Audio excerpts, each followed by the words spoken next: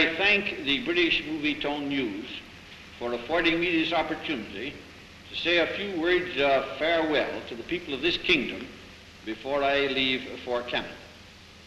During my brief stay, I have had an opportunity to discuss public questions with many of your leading men. I find a finer spirit than I found a year ago.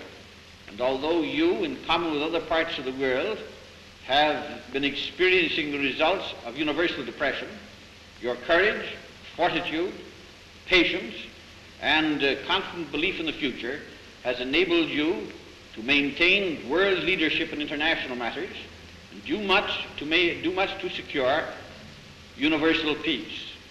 On the other hand, during the past year, the members of our great family have met together at Ottawa and made agreements for their mutual advantage and benefit. We believe we have laid the foundation for enduring prosperity.